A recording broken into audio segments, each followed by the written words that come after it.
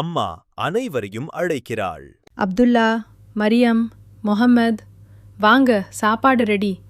2 மகன்களும் ஒரு மகளும் ஓடி வருகிறார்கள். அவர்கள் எல்லோரும் மேசையில் உட்காருகிறார்கள்.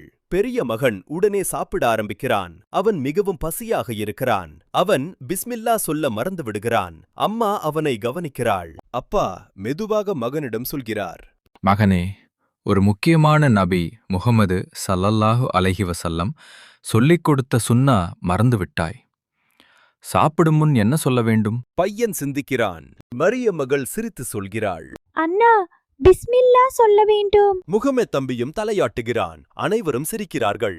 அப்பா சொல்கிறார், மகனே முகமது. நபி முஹம்மது ஸல்லல்லாஹு அலைஹி வஸல்லம் கூறினார்கள், ஒருவர் பிஸ்மில்லா சொல்லாமல் சாப்பிட்டால் ஷைத்தான் அவருடன் சாப்பிடுவான். அப்பா சொல்கிறார். சாப்பிடும்போது துவா சொல்ல மறந்துவிட்டால் இந்த துவா சொல்லுங்கள், பிஸ்மில்லாஹ் யவ்வலஹுவ அகிரஹு. அப்பொழுது ஷைத்தான் ஓடிவிடுவான். முகமது மகன் சொல்கிறான். பிஸ்மில்லாஹி அவ்வலஹு வ ஆஹிரஹு. அப்துல்லா, முகம்மது, மரியம் மீண்டும் அவர்கள் சாப்பிட ஆரம்பிக்கிறார்கள். அம்மா மகிழ்ச்சியாக பார்க்கிறாள். சிறிய சுன்னா, ஆனால் பெரிய பாதுகாப்பு. எப்போதும் பிஸ்மில்லா சொல்ல மறக்காதீர்கள். அனைவரும் சேர்ந்து மகிழ்ச்சியாக சாப்பிடுகிறார்கள்.